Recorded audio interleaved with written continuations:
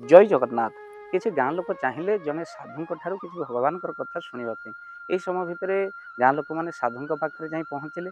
ଆଉ ଯେତେବେଳେ ସାଧୁଙ୍କ ପାଖରେ ପହଞ୍ଚିଲେ ସେମାନେ ସାଧୁଙ୍କୁ ଅନୁରୋଧ କଲେ ଆମକୁ କିଛି ଭଗବାନଙ୍କର କଥା ଶୁଣାନ୍ତୁ। ଏହି ସମୟ ଭିତରେ ସାଧୁ କହିଲେ ଆପଣ ସମସ୍ତେ ଆସିଛନ୍ତି ମୋ ପାଖକୁ ପ୍ରଭୁଙ୍କ କଥା ଶୁଣିବା ପାଇଁ। ତମେ ପ୍ରଥମେ କୁହ ପ୍ରଭୁଙ୍କୁ ତମେ ବିଶ୍ୱାସ କର ନା ନାହିଁ, ଭଗବାନ ଅଛନ୍ତି ବିଶ୍ୱାସ କର ନା ନାହିଁ। ଏହି ସମୟରେ ସମସ୍ତେ ହାତ ଟେକିଲେ ଆମେ ଭଗବାନଙ୍କୁ ବିଶ୍ୱାସ କରୁ। ଏ ସମୟରେ ସାଧୁ କହିଲେ ତମେ ଯେହେତୁ ବିଶ୍ୱାସ କର ଆଉ ଭଗବାନଙ୍କର କଥା ଶୁଣିବା କ'ଣ ଦରକାର, ବିଶ୍ୱାସ ମିଳନ୍ତି ଧରି ତର୍କେ ବହୁ ଦୂର। ଏତିକି କେବଳ ବିଶ୍ୱାସ କର ସଂସାର ଭିତରେ ଭଗବାନ ଅଛନ୍ତି। ବଡ଼ ଓଡ଼ାରେ ପଡ଼ିଗଲେ, ସାଧୁ ତ କିଛି କହିଲେନି। ଏହି ସମୟରେ ଅନେକ କହିଲେ ଆମେ କେହି ଭଗବାନଙ୍କୁ ବିଶ୍ୱାସ କରୁନା। ସାଧୁଙ୍କ ମୁଖରୁ କିଛି ଶୁଣିବାର ଅଛି ନା।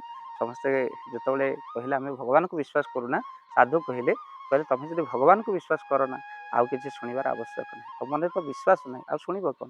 ଏହି ସମୟ ଭିତରେ ଅଧେ ଟେକିଲେ ହାତ ଆମେ ବିଶ୍ୱାସ କରୁ, ଅଧେ ଟେକିଲେ ହାତ ଆମେ ବିଶ୍ୱାସ କରୁନା। ଏହି ସମୟରେ ସାଧୁ କହିଲେ ଯେଉଁମାନେ ବିଶ୍ୱାସ କର, ଯେଉଁମାନେ ବିଶ୍ୱାସ କରନ୍ତିନି ସେମାନେ ତାଙ୍କୁ ବୁଝେଇ ଦିଅନ୍ତୁ ମୋର କହିବାର ଆବଶ୍ୟକ କ'ଣ। ତେଣୁ ବିଶ୍ୱାସ ହେଉଛି ମୂଳ ଜିନିଷ। ଜୟ ଜଗନ୍ନାଥ, ଜୟ